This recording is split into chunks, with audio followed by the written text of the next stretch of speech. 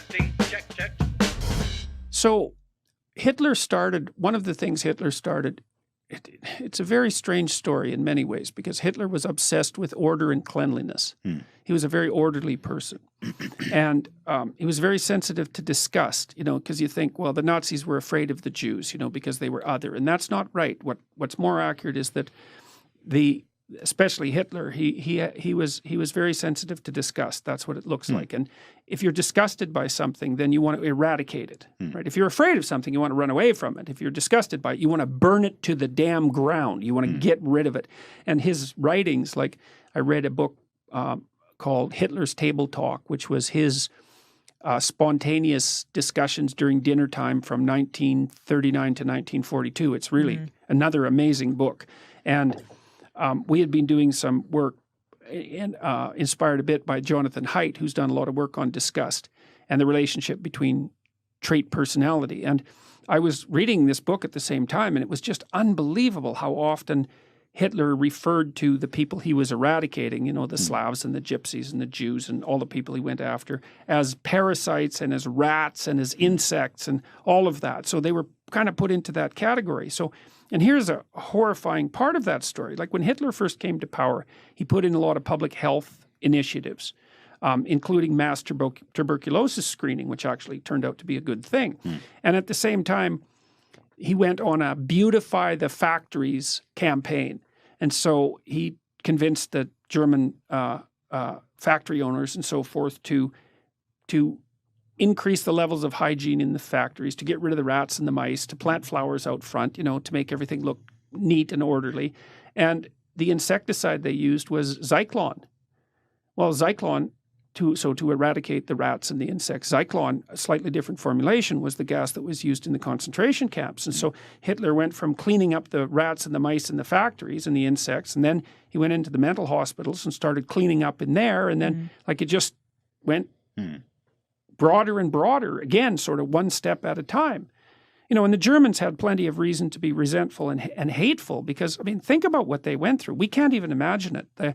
First of all, there was World War I, and so there was many men, like Hitler himself, who served in the trenches. And there's one story about Hitler. He won a medal for heroism in World War I, and he was sitting around with a group of his buddies and went off to do something, God only knows what. And when he came back, they were all dead because a mine had, not a mine, I don't remember, some kind of shell had landed in the middle of them and killed them all. It's like, that changes you. And then afterwards, there was all these brutalized men who'd come out of the trenches. You just can't imagine what it must have been like in the trenches, especially if you were there for like a couple of years. You weren't the same person. Get out of there, you're unemployed, your country's in ruins. Then the hyperinflation hits, and every single person in Germany who ever saved any money at all is flat, bloody broke. And then there's a communist revolution brewing in Russia, and it's like, it's hell. And the Nazis came along and said, well, not only are we going to restore order and greatness, but we're going to bloody well tell you whose fault this is. It's like, and Hitler, I've studied him a lot trying to understand what happened, and Hitler was, Carl Jung called him the mouthpiece of the collective unconscious of the German people. So you imagine there's all this resentment and hatred brewing underneath the surface, and all this chaos is there, and the desire for order is like clamoring in everyone's minds. And Hitler comes along, and he's a very powerful emotional orator, and he's watching the crowd, and he listens. And when he says thing A, nothing happens. When he says thing B, everybody roars. And so he takes note of that. And it's not even conscious exactly, right? Because he's being molded by the crowd. And so they roar. And so so that's a reinforcement. That's a reward. And so then he goes down that line a little bit farther, and they roar some more, and then he tries something else, and it's silent. It becomes what they want. You bet. Exactly that, man. He acts out the dark desire of the mob. So he becomes the embodiment of the dark desire of the mob. And that's partly why he had the charisma. It's right, because there's this unconscious fantasy brewing in the back of everyone's minds. You see that to some degree now with Antifa, for example, and their proclivity towards violence. And you ask, just exactly what's going on there?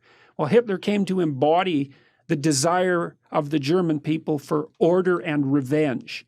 And he embodied that fully. You know, and you could say, so what happened was a collaboration between him and the people. It wasn't Hitler turned everyone into Nazis. It's like, no, that's not how it worked. I'm sure there was a lot of good people still left over who got just overrun by the mania too, well, who were disgusted by it. The other thing too is that, you know, people are not that brave.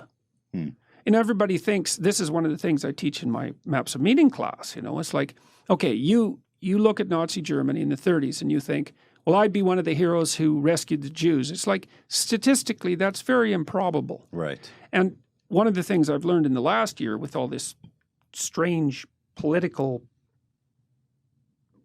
what would you say?